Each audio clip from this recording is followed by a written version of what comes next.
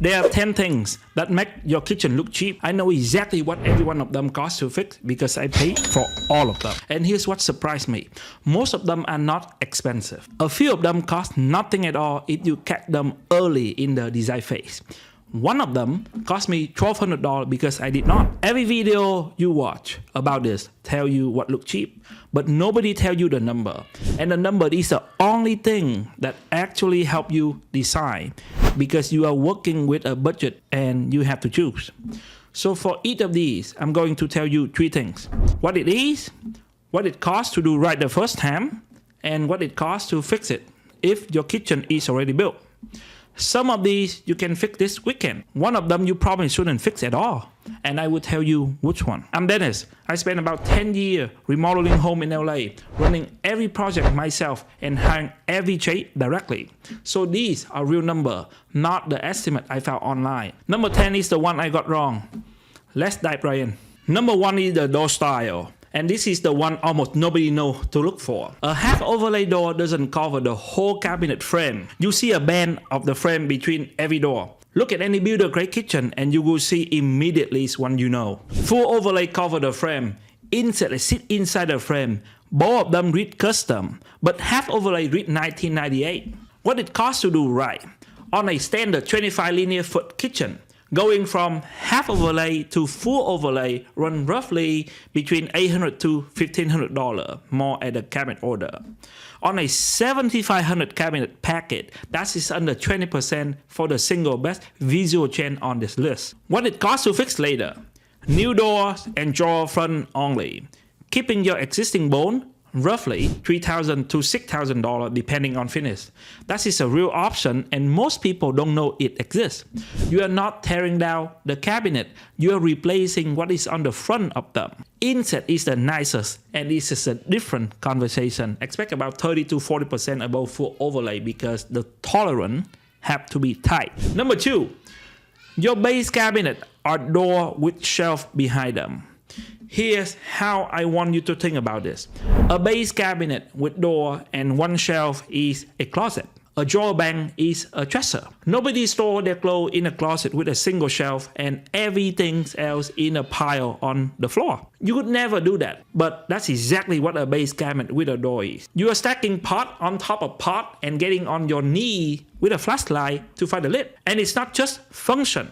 Visually, a run of drawer front with custom and a row of identical door with builder grade cabinet. Your eye know the difference before your brain does. What it costs to do right? A 3 drawer bank run about $300 to $400 than a door cabinet. Put in 2 banks, one wide, one narrow, and you are at $600 to $800 for a single biggest functional upgrade in the kitchen. And what it costs to fix later? Converting a door cabinet to drawer means new front, new hardware, and a finished match you will probably never quite get. Roughly $600 to $900 per cabinet. The cheaper move if you already built, pull out the shelf inside the existing cabinet, $150 to $300 each, and you keep the doors. It's not as good. It is most of the benefit for a quarter of the money. Number 3, there's a gap above your upper cabinet. That gap does 3 things, and the whole bad. It creates a dust shelf you can't reach. It becomes a graveyard for decorative like basket nobody look at. And it makes the whole kitchen read as somebody ran out of the budget, which is usually somebody dead. What it costs to do right? Extending to the ceiling on a standard run is roughly $900 to $1,500 in extra material and labor. On an 8-foot ceiling, you are adding about a foot of cabinet. What it costs to fix later? Adding matching top box after the fact, meaning a finished match on a new cabinetry, $2,000 to $3,500. The cheaper fix, and honestly this is actually a good one, build a soffit down to meet the cabinet, drywall it, paint it the wall color, roughly $600 to $1,200 for this option. It reads intentional instead of unfinished. Now you might disagree with me on this one. Some design style genuinely want that open space with something displayed up there. And if it is done with the real intent, it can work. I'm telling you what I see in most kitchen, which is not intent. It is a gap. So number 4, your fridge protrudes 6 inches past your cabinet. A standard depth refrigerator is about 35 inches deep. Your base cabinet are 24. So unless somebody planned for it, that refrigerator is sticking out into the room and it is the first thing anyone sees. So what it costs to do right? Nothing. This is entirely design phase decision. You either build surround deeper, recess the wall behind it, or buy a counter depth unit. Decided on paper and it costs you nothing extra. What it costs to fix later? Building out a cabinet surround to meet the refrigerator is gonna cost $1,500 to $3,000. Buying a counter depth refrigerator instead, it's gonna cost you $1,000 to $2,500 premium over the standard, and you lose the interior volume. And on a number, the counter depth unit costs more and hold less, and that's a trade-off. Decided before the cabinet order go in, not after. Number 5, there's nothing on your backsplash, or there's 4 inches of the same countertop material stuck to the wall. That 4-inch strip is a builder move to avoid buying tile. Everybody recognize it, even people who couldn't tell you why. What it costs to do right? Basic subway tile or the standard ceramic on a typical kitchen run about $1,100. Better tile with an actual pattern and the clean detail work at the cabinet edge around $2,400. Full slab or handmade tile around $5,000. So what it costs to fix later? Almost the same. This is the rare item that costs no more to fix afterward than do it the first time, because it is a surface work. Nothing behind it has to move. So if your kitchen is already finished and you are picking one thing off this list to do this month, this is probably the one. Highest visual change for the least disruption. Number 6, there's a microwave where your hood should be. I will be fair about this. If you are tight on space and you need the microwave somewhere, this solves the real problem, and I understand why people do it. But 2 things. Visually, it flattens the most important sideline in the room. That wall above the range is where your eye go. And a black box, kill it. And functionally, the capture area on those units is very poor. And a lot of them just recirculate the air back into your kitchen instead of venting outside. So what it costs to do right? A decent hood plus ducting to exterior will be around $800 to $2,500 depending on the run. Then you need somewhere for the microwave. A drawer microwave is $1,000 to $1,800, or you build it into an island or a base cabinet. One thing to check before you go big. In California, if the hood pull more than 400 CFM, the Title 24 requires the backup air. That's another duct, a motorized damper, and wiring. It can add $1,500 to $3,000 on top. Watch for the hood rated at 390 CFM. That number is not a coincidence. So what it costs to fix later? Removing the microwave and installing a proper vented hood is gonna cost you $1,200 to $3,500, including drywall and paint repair. Number 7. There are cord hanging down the backsplash. Under the cabinet lighting is not optional. Your upper cabinet throws a shadow directly onto your work surface. So without it, you are chopping in the dark. The problem is doing it with a stick-on puck and a visible cord. So what it costs to do right? During the rough electrical, hardwire LED strip on a dimmer are about $400 to $900 for a full kitchen. It is one of the cheapest line in the entire remodel. What it costs to fix later? The finish wire to a finished wall is gonna cost you $1,200 to $2,500 with patch and paint. The middle option, if you already built hardwire look battery or plug-in strip with a channel cover to hide the cord, and it's gonna cost you $150 to $400.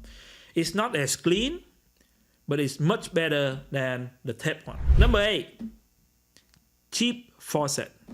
This is a single thing in your kitchen your hand touch the most. Multiple times a day, every day, for a decade. And here's the thing about the cheap faucet. You can't always tell by looking. Plenty of them look just fine on the shelf.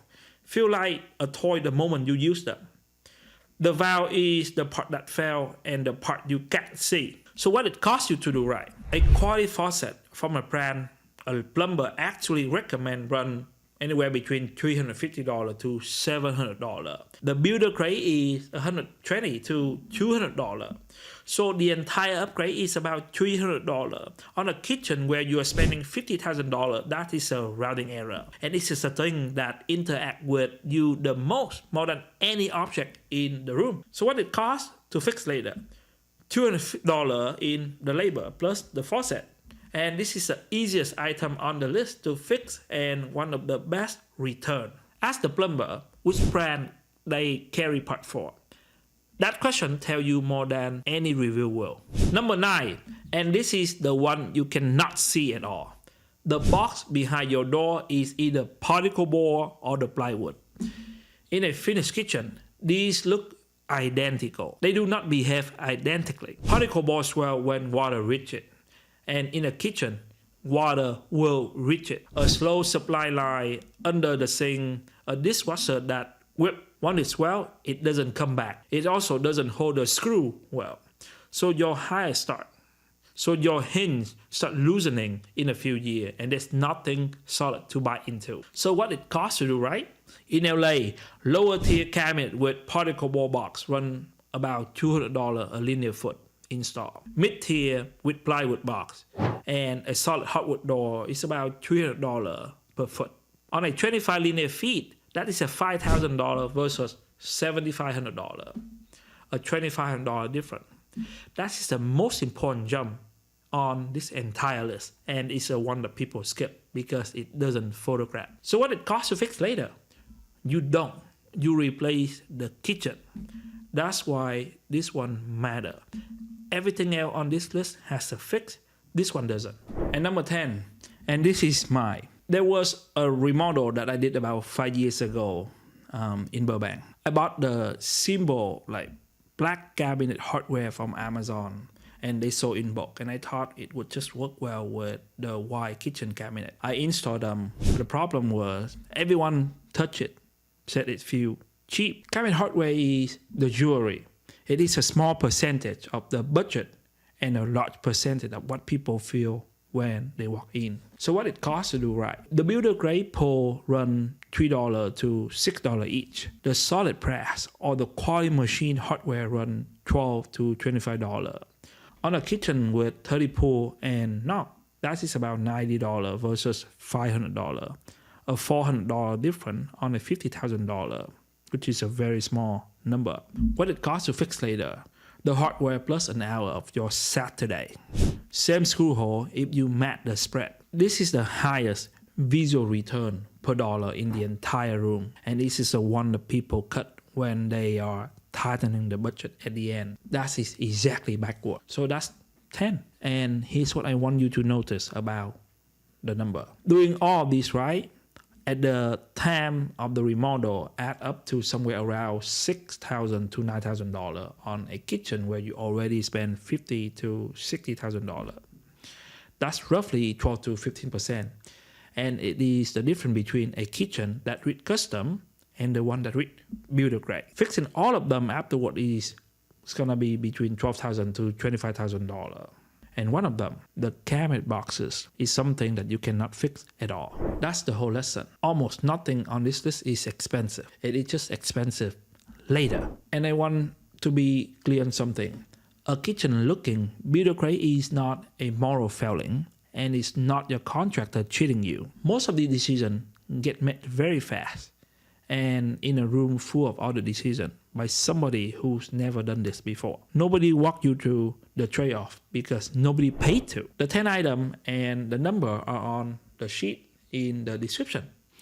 Take it to whoever designing your kitchen and make them walk it with you line by line. And if you got a bed in front of you right now and you want a second set of eyes before you sign, that's what I do. Links in the description as well. Now tell me in the comment, which one of these is in your kitchen right now?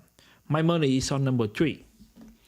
I think half of you have a gap above your cabinet with a basket in it that you have not touched it in for years. And that's it for this episode.